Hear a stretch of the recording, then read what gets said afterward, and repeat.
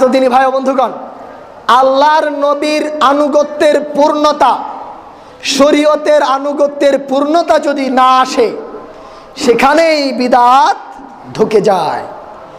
এই পয়েন্টটি খুব ভালো করে মনে রাখবেন। শরীয়তের আনুগত্য, নবীর আনুগত্য, আল্লাহর আনুগত্য সাধন করতে হলে আপনাকে 6টি প্রেক্ষাপট খেয়াল রাখতে হবে। 6টি পয়েন্টে মিলে যেতে হবে শরীয়তের সাথে। এই 6টি জায়গায় যদি আপনার আমল শরীয়তের অনুকূলে না হয়, এটি বিদআতের রূপ গ্রহণ করবে, এটি বিদআত হিসেবে গণ্য হবে। 1 নম্বর, আইয়াকুনাল আমালু মুওয়াফিকান লিশরিয়াতি ফিস সাবাব। কোনো উপলক্ষ, কোনো কারণ যদি শরীয়তের মধ্যে না থাকে, সেটাকে যদি কেউ কোনো আমলের কারণ হিসেবে, কোনো আমলের উপলক্ষ হিসেবে নির্ধারণ করে, এটাই বিদআত হবে। আর বিপরীতটাই হচ্ছে সুন্নাত। উদাহরণ দিয়ে বুঝায় বলি, ধরেন বদরের যুদ্ধে ইসলামী ইতিহাসে মুসলিমদের সর্বপ্রথম বৃহত্তর একটি জয়, ইসলামী আল্লাহর নবীর ইসলাম, রাসূলুল্লাহ সাল্লাল্লাহু আলাইহি ওয়াসাল্লামের যে ইসলামী সমাজ ব্যবস্থা, সেখানে প্রথম বিজয় ছিল বদরের যুদ্ধের বিজয়। এই বদরের যুদ্ধ জয়ের দিনটাকে কেউ যদি আনন্দের দিন হিসেবে, ঈদ হিসেবে কেউ যদি উদযাপন করতে চায়, তাহলে এটা নিঃসন্দেহে বিদআত হয়ে যাবে। কেননা ইসলামে বদর যুদ্ধের বিজয় থাকলেও শরীয়তের কোথাও কিন্তু এই বিজয়কে উদযাপনের উপলক্ষ হিসেবে নির্ধারণ করা হয় নাই। আমার কথা বুঝতে পারছেন? যেহেতু বদর যুদ্ধের বিজয়কে কোনো ইবাদতের, কোনো ঈদের, কোনো সেলিব্রেশনের উপলক্ষ হিসেবে, কারণ হিসেবে শরীয়ত আপনাকে নির্ধারণ করে দেয় নাই, অতএব এটাকে কারণ হিসেবে, উপলক্ষ হিসেবে নির্ধারণ করাই হচ্ছে বিদআত। 2 নাম্বার, শরীয়তের ভিতরে কোনো প্রকার বা কোনো জিন্স, কোনো জাতীয় আমল নির্ধারণ করা আছে, কিন্তু এমন কোনো জিন্স বা জাতি, একটা শ্রেণী একটা আপনি নির্ধারণ করলেন যেটা শরীয়তে নির্ধারিত যেই ব্যাপারটি আছে সেটার সাথে মিল নেই, সেটিও গ্রহণযোগ্য নয়। উদাহরণ দিয়ে বলি, ধরেন আপনি ঘোড়া কুরবানি দিতে চাচ্ছেন, হাঁস কুরবানি দিতে চাচ্ছেন উদহিয়া হিসেবে, আপনি মুরগি কুরবানি দিতে চাচ্ছেন, অথচ ইসলামে কুরবানির পশুর জিন্স বা শ্রেণী নির্ধারণ করে দেওয়া আছে, আল বাকর ওয়াল ইবিল ওয়াল শাত, গরু, উট, বকরি এবং এদের যেটা শ্রেণীভুক্ত, সেটা ছাড়া আর কিছু কুরবানি দেওয়া যাবে না। এখন আপনার এই মুরগি, আপনার ঘোড়া, এটা ওই নির্ধারিত জিন্সের মধ্যে পড়ে না, এজন্যই আপনার ঘোড়া কুরবানি দেওয়া, হাঁস মুরগি কুরবানি দেওয়া নিঃসন্দেহে একটি বিদআত বলে গণ্য হবে। 3 নম্বর, আইয়াকুনাল আমালু মুওয়াফিকান লিশরিয়াতি ফিল কদর। আপনার আমলটা শরীয়তে নির্ধারিত পরিমাণের সাথে মিল থাকতে হবে, পরিমাণের ক্ষেত্রে মিল থাকতে হবে। যেমন একটি হাদিস উল্লেখ করছি, নাসাইর 140 নম্বর হাদিস। একজন বেদুইন আল্লাহর নবীর কাছে এসে ওযু সম্পর্কে জিজ্ঞেস করলো, ইয়া রাসূলুল্লাহ, ওযু কিভাবে করব? আল্লাহর নবী তাকে ওযু দেখালেন, সালাসান সালাসান, প্রত্যেক অঙ্গ প্রত্যঙ্গ 3 বার করে ধুয়ে আল্লাহর নবী তাকে ওযু দেখালেন। এরপরে আল্লাহর নবী বললেন, ফামান যাদা আলা হাযা, কেউ যদি 3 বারের বেশি ওযু করে, 3 বারের বেশি হাত ধোয়, 3 বারের বেশি মুখমণ্ডল ধৌত করে, ফাকাদ তাআদ্দা ওয়া যালামা, ফাকাদ আসা ওয়া তাআদ্দা ওয়া যালামা, সে সীমা লঙ্ঘন করলো, সে জুলুম করলো, সে বাড়াবাড়ি করলো। আল্লাহ নবী বলে দিয়েছেন। তাহলে ওযুতে এখন কেউ যদি হাত 4 বার ধৌত করে, মুখমণ্ডল 5 বার ধৌত করে, 5-6 বার ধৌত করে, তার ওযু হবে? হবে না। কারণ ইসলামে নির্ধারিত পরিমাণ ছিল 3 বার ধৌত করা, সেই পরিমাণের ক্ষেত্রে সীমা লঙ্ঘন করার কারণে এটি বিদআতে পরিণত হবে। 4 নম্বর, পদ্ধতিগত দিক থেকে শরীয়তের সাথে পূর্ণ মিল থাকতে হবে। পদ্ধতি সংক্ষিপ্ত উদাহরণ দিয়ে বলি, যেমন সালাতের ভিতরে ইসলামী পদ্ধতি হলো আগে রুকু করা, তারপরে সাজদা করা। আপনি কিয়াম অবস্থা থেকে আল্লাহু আকবার বলে সরাসরি সাজদায় চলে গেলেন, 2 সাজদা করে উঠে দাঁড়িয়ে তারপরে রুকু করলেন, তারপরে দ্বিতীয় রাকাত শুরু করলেন, আপনার সালাত হবে? হবে না। কেন হবে না? কারণ শরীয়তের পদ্ধতির খিলাফ আপনি আমল করেছেন, এটি বিদআতি পদ্ধতিতে রূপ নিয়েছে।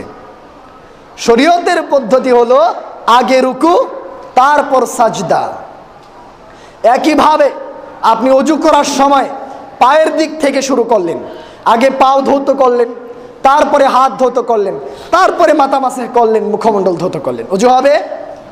কারণ শরীয়তের যেই পদ্ধতি ছিল সেই পদ্ধতির বিপরীত আপনি আমল করেছেন এবং সেই পদ্ধতির সাথে আপনার কোনো মিল নাই।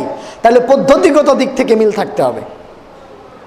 5 নাম্বার, জামান, সময়ের দিক থেকে ইসলামে নির্ধারিত কোনো সময় থাকলে সেই সময়ের সাথে মিল থাকতে হবে। যদি আপনি কোনো সময়কে নির্ধারিত সময় বলে আপনি নির্ধারণ করে নেন, সেটাই হবে বিদআত, ইসলামের কোনো গ্রহণযোগ্যতা নেই। যেমন ধরেন 10টার সময় আপনি জোহরের সালাত পড়ছেন, এই সালাত কি আল্লাহর কাছে গ্রহণযোগ্য হবে? হবে না। কারণ শরীয়তে যেই সময়কে নির্ধারণ করা হয়েছে, আপনি সেই সময়ের খিলাফ অন্য আরেকটি সময় নিজে থেকে আবিষ্কার করেছেন, এটাই বিদআত। 6 নাম্বার, জায়গা, মাকান। ধরেন হজ করতে হয় মক্কায়, ওয়ালিয়াতাওয়াফু বিল বাইতিল আতিক, তারা যেন বাইতুল্লাহর তওয়াফ করে। আল্লাহ তাআলা বলছেন সূরা হজ্জের মধ্যে, এই বাইতুল্লাহে তওয়াফ করে হজ করতে হয়। এখন যদি আপনি মনে করেন যে আমি আমার দেশে যদি একটা কাবা বানাই আর সেখানে চারপাশে তওয়াফ করে হজ হয়ে যাবে, হবে না। কারণ আপনি এই হজের নির্দিষ্ট স্থানকে উপেক্ষা করে নিজে কোনো জায়গা নির্ধারণ করে ফেলেছেন। আরেকটি উদাহরণ, সেটি হলো ইতিকাফ করতে হয় মসজিদে। এ ব্যাপারে আমাদের সমাজে একটা ভুল চিন্তা আছে, একটা ভুল কনসেপ্ট আছে, এই জন্য এটা বলা। আমাদের ইতিকাফ করতে হবে কোথায়? মসজিদে।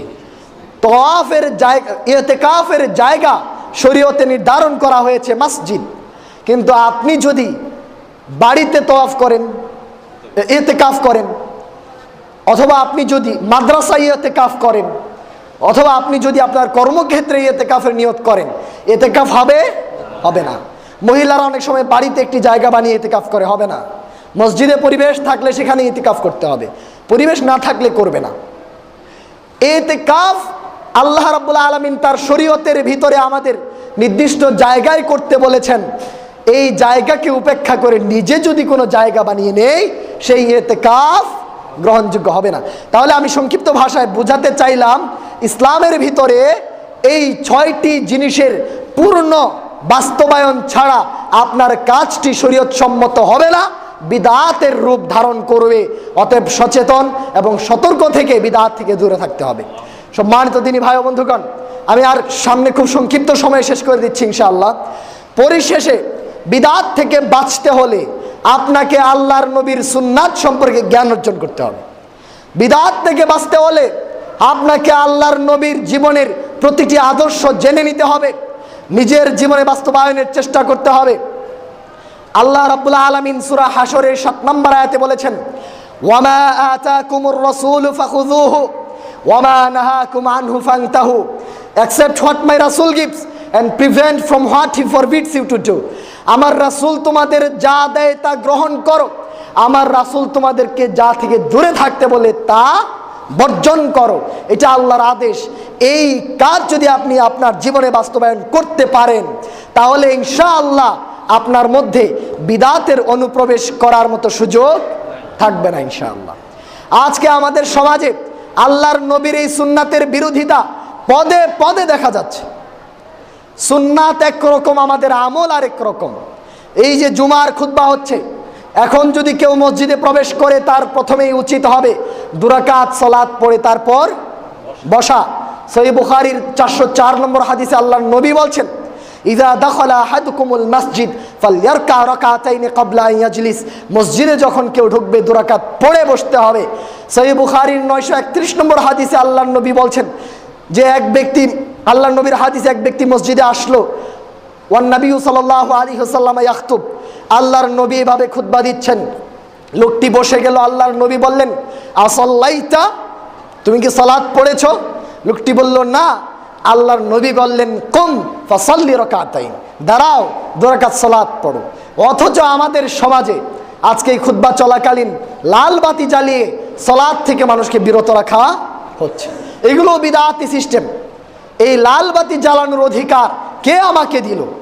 আল্লাহর নবী আদেশ করছেন দাঁড়াও, আমি খুতবা দিচ্ছি, তুমি দাঁড়াও, তুমি 2 রাকাত সালাত পড়ে বসো।